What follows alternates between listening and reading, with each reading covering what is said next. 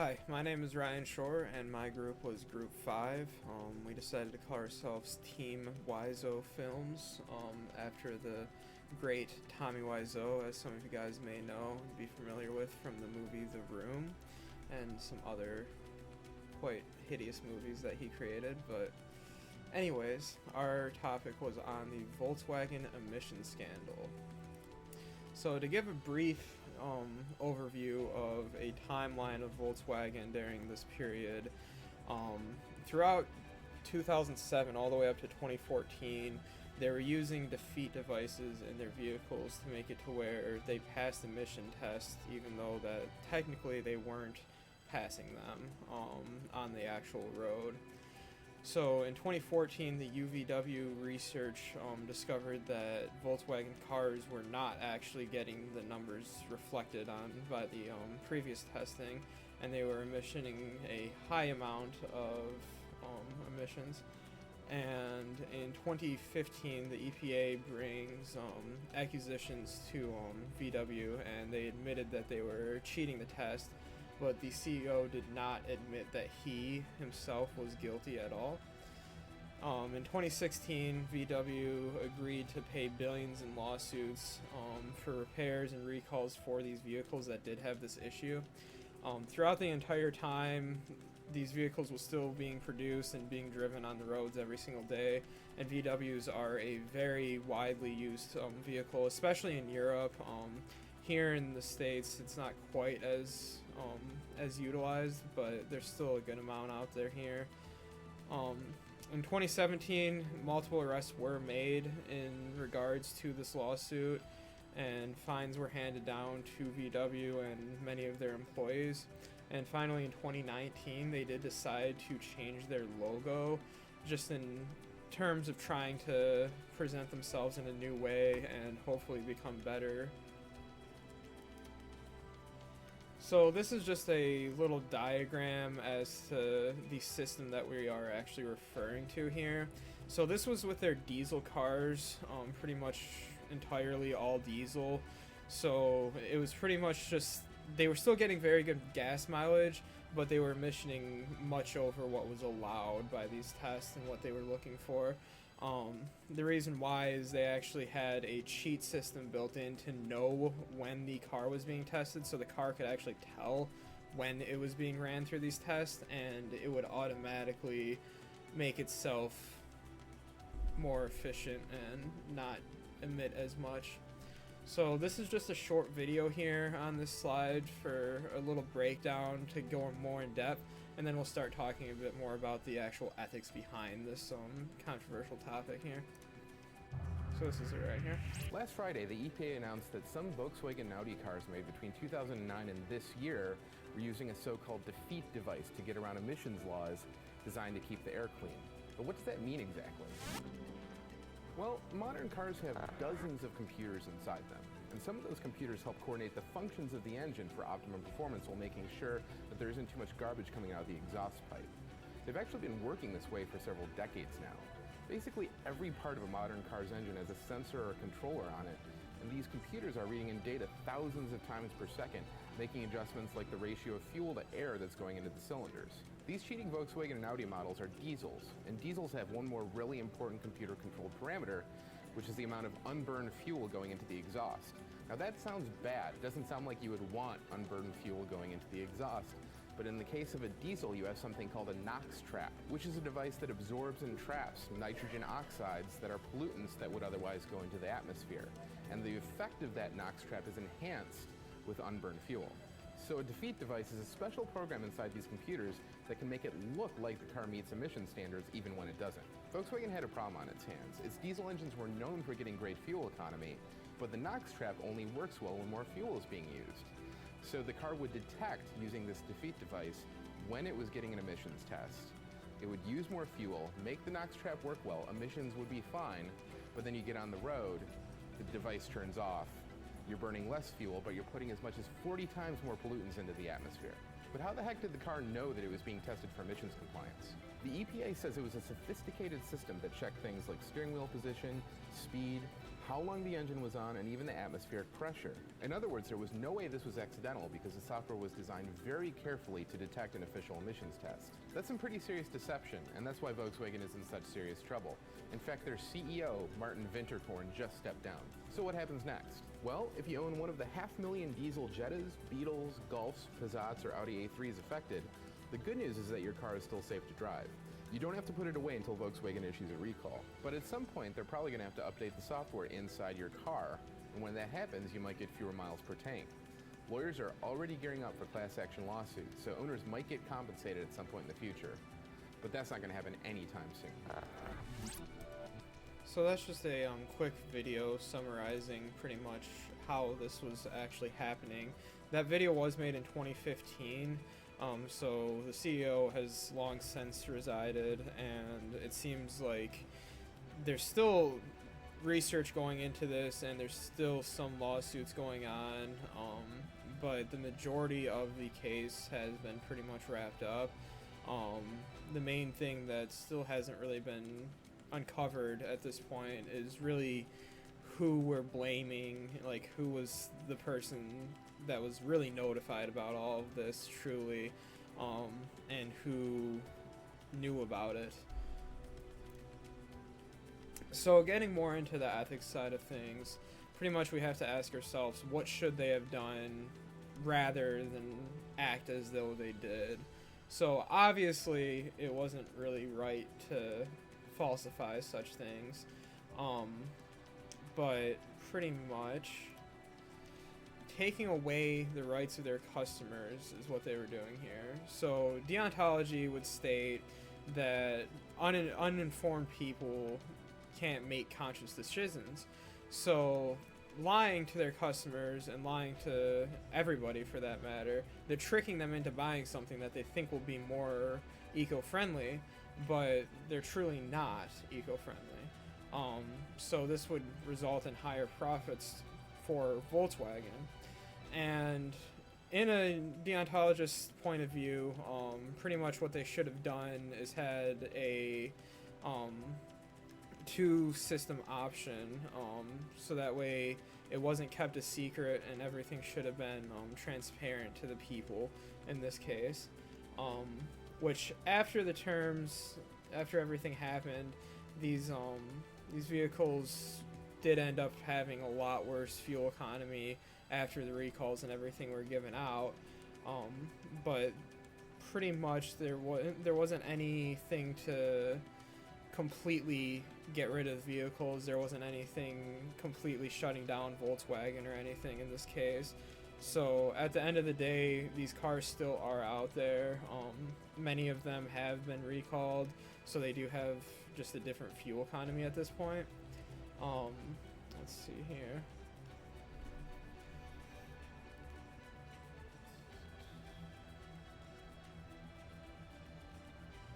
So 8 total current and former executives have been charged with committing crimes at this point, which is definitely something to note. And they did have to spend billions in dollars of compensating the people who have purchased these vehicles and paying for their violations for the Clean Air Acts that are out there in different states. The CEO was said to have received a note about the issue, which still hasn't been confirmed, but if that is the case, this is very reminiscent of the story that we read called All My Sons in our class, which I'm sure you all are familiar with. So underneath the social contract, looking at it again in an ethical standpoint, making promises to these customers would be a goal of this company to say, hey, we have this product and it's environmentally safe and you guys are going to get a lot more out of it. You're not going to have as many emissions. You're still getting good fuel economy. And the goal was to offer an attractive, safe, and environmentally sound vehicle, which was meant to compete with the rest of the market. And at the end of the day, it wasn't as competitive as it looked because it wasn't as environmentally friendly as it looked. So this broke their promise to their customers, and this pretty much non-legitimate and non-solid contract between the customer and the person selling them is broken at this point. So underneath a social contract point of view, what should the correct course of action been? So they owed them honesty. They owed their customers honesty, and they didn't deliver. So around the world, eco-friendly vehicles are highly appraised in most places, especially overseas, it seems like, and in California, where they have a lot more strict emission standards in different countries and some places here in the US. But intellectual honesty is the best way to have safety in this type of situation, and it's also the best way to keep customers and keep loyalty. So they should have followed up on their promises, otherwise it would have made no sense for their customers to allow something like this in their homes and to allow them to own something like this.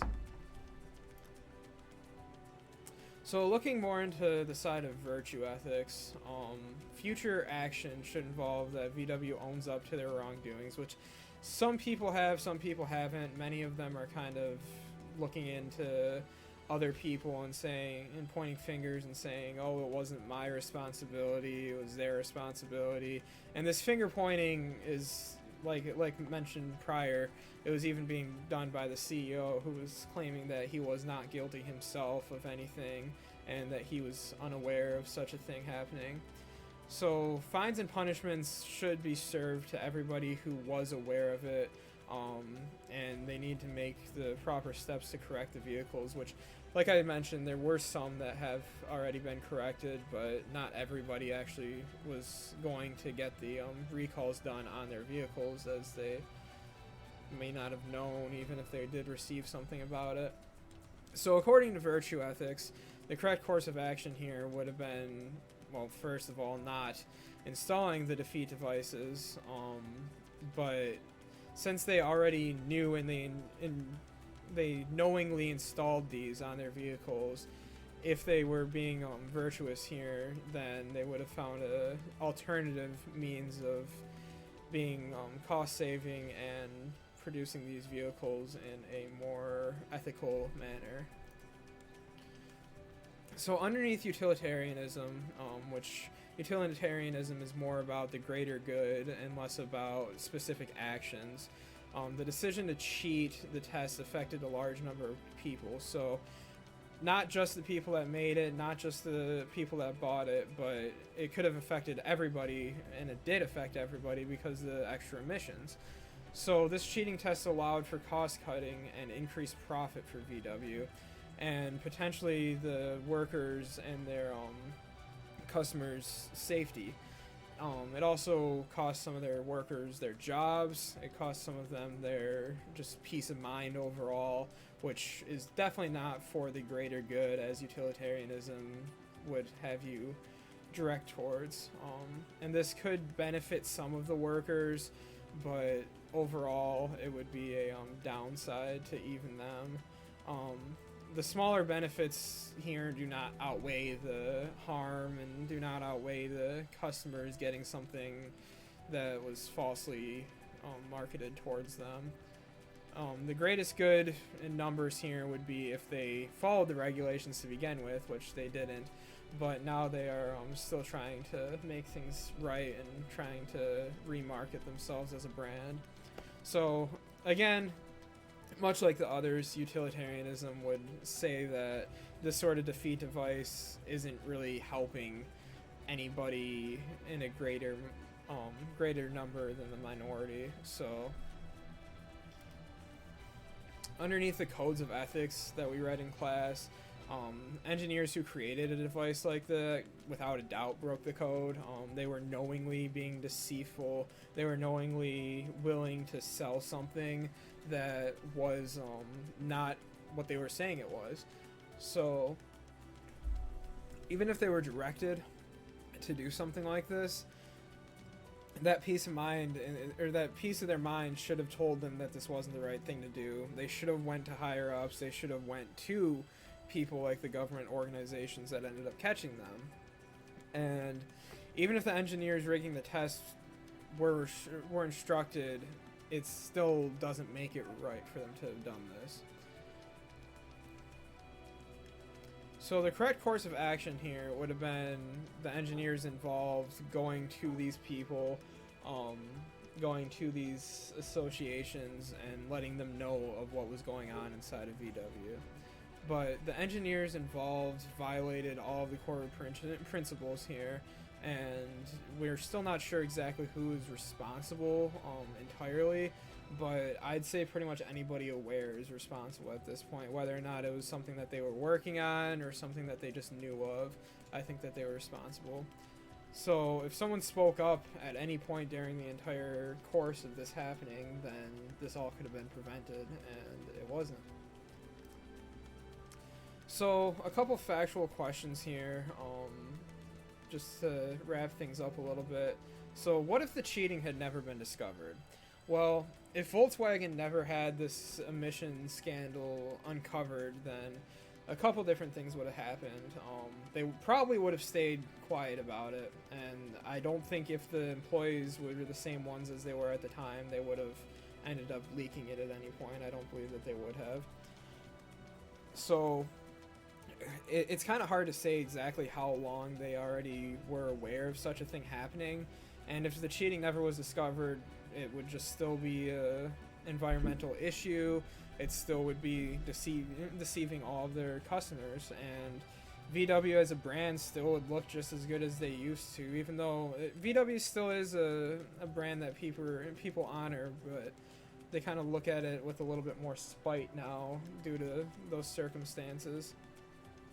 So another factual question is asking ourselves who knew what and when they knew it.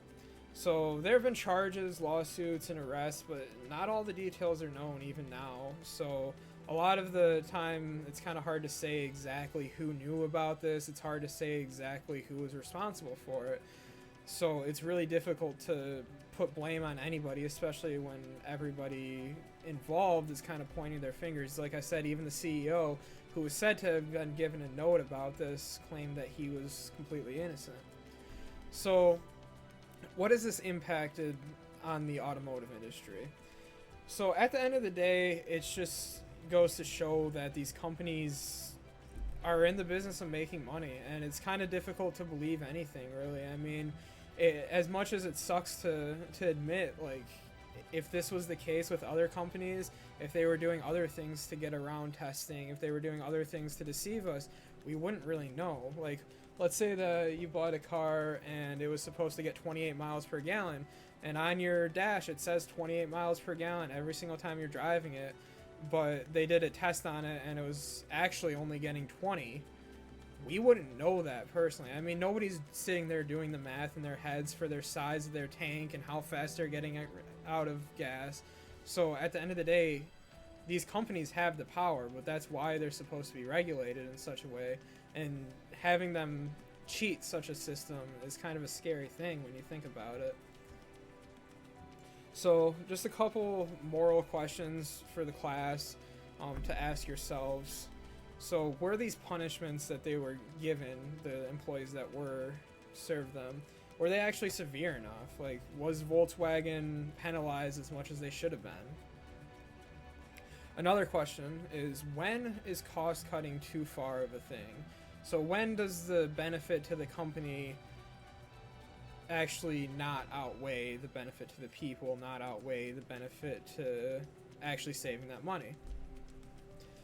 So another question here is, what one was worse? The fact that they were cheating the regulations or the fact that they were withholding the information?